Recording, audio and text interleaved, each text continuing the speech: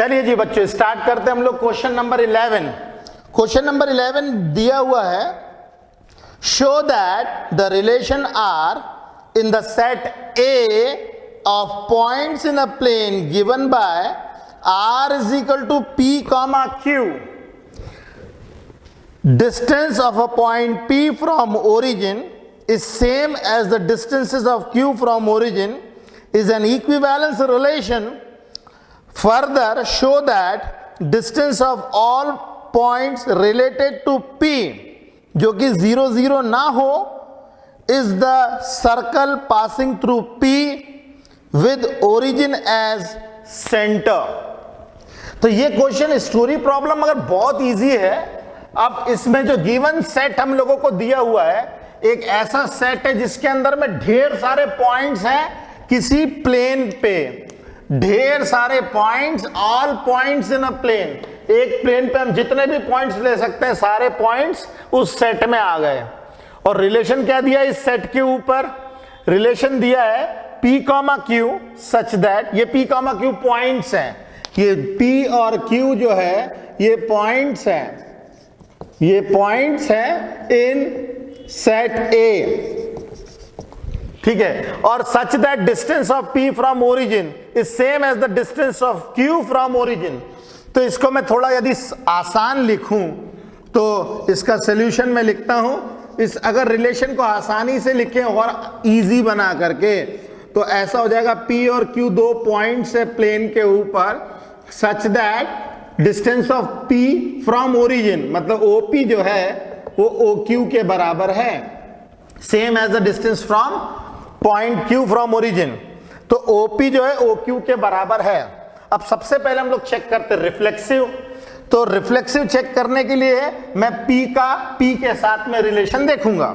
तो R is equal to P comma P such that OP is equal to OP।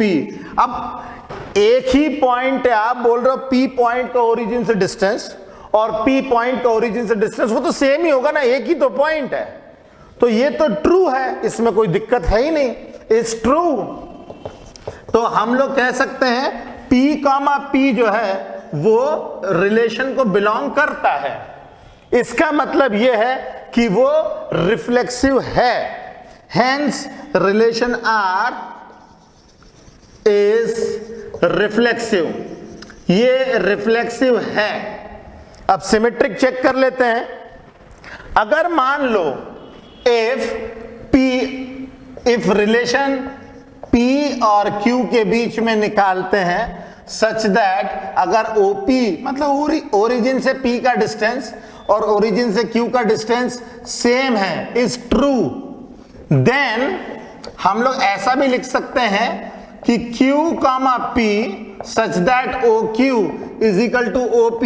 ये भी तो true होगा, है ना, will be true, will be true. ऐसा इसीलिए क्योंकि अगर P comma Q belongs to relation है, इट इंप्लाइज दैट OP बराबर OQ होगा।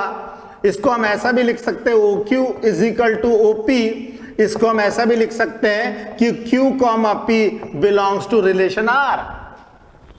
अगर P का डिस्टेंस ओरिजिन से उतना ही जितना Q से है तो Q का भी तो उतना ही डिस्टेंस होगा जितना P से होगा। तो इसका मतलब है हम डिक्लेयर कर सकते हैं hence relation R is symmetric. पूरा गेम होता है लिखने का, आपको प्रॉपरली अगर लिखना आता है तो इसमें कोई खास चीज नहीं होती, ऐसी कोई बहुत बड़ी चीज नहीं बताइए तो 8th और 9th क्लास के बच्चों को समझाई जाती है। ओके, अब तीसरा ले लेते हैं। अगर वो कहता है if P comma Q belongs to relation R, इसका मतलब क्या है? इट इंप्लाइज दैट OP जो है वो OQ के बराबर है।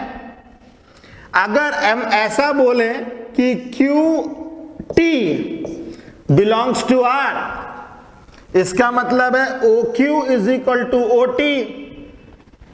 अब OP OQ के बराबर है, OQ OT के बराबर है, तो हम यहां से ऐसा लिख सकते हैं, it implies that OP is equal to OT।